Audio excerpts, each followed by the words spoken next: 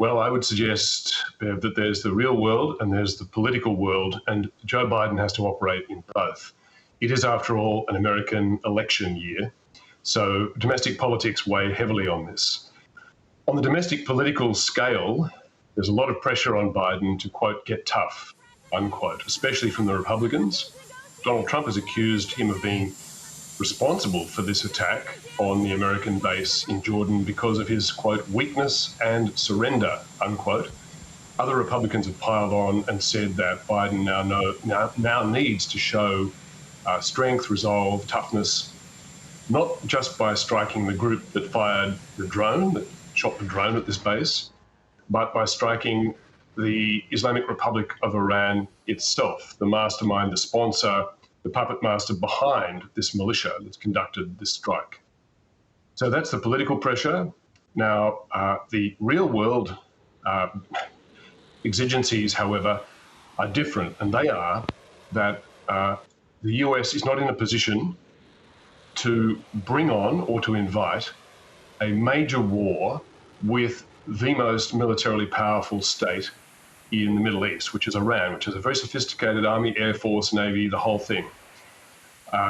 So what Biden has to do is to walk the middle path between appearing to be tough for the domestic political audience and, on the other hand, not bringing on, it would in fact create a war with Iran. Because although Iran has used multiple proxies to attack US interests and soldiers, there have been something like 180 attacks by Iranian proxies against US troops in the Middle East since the October 7 Hamas attack on Israel.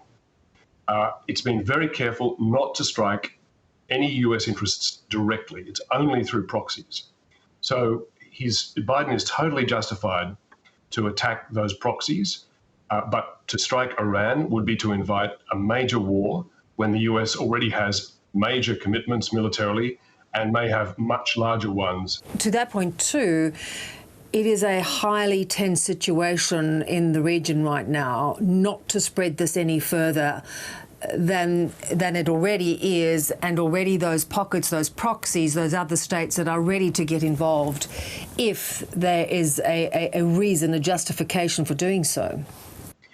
Yes, and the longer that this war, the Israel-Hamas war, goes on, the more heat, aggravation, friction, and violence there is, and it just continues, that level of violence and the level of heat just continues to rise.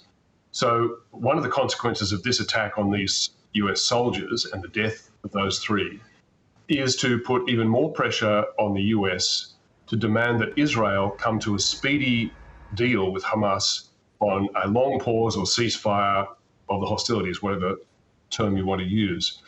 So the US just does not want this to turn into a wider war in the Middle East. It does not want to go to war against Iran.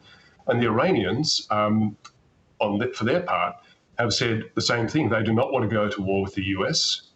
They've not struck the US directly. So it would be a serious blunder if this situation were to turn into a state-on-state war between the US and Iran. The US, too, is facing other issues that they have been preparing for, particularly with China in the region. That is where a lot of their focus had shifted. Then they had the Ukraine war, which they'd been very committed to supporting, and that support is falling away domestically as well. How much capacity does the US have? This Israel-Gaza conflict must be really piling on the pressure. Yes, you're right. You know, during the Cold War, US defense doctrine was to be able to wage war against two major foes, two major theatres, to fight in two major theatres at once.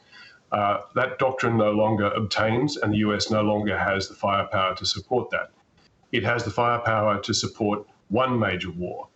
Now, American officials have been very clear that they are husbanding their resources and trying to build more in the anticipation, well, in the reality that they are trying to build a deterrent against any Chinese outbreak of aggression against Taiwan or more broadly. And that means not getting caught up in a major war elsewhere.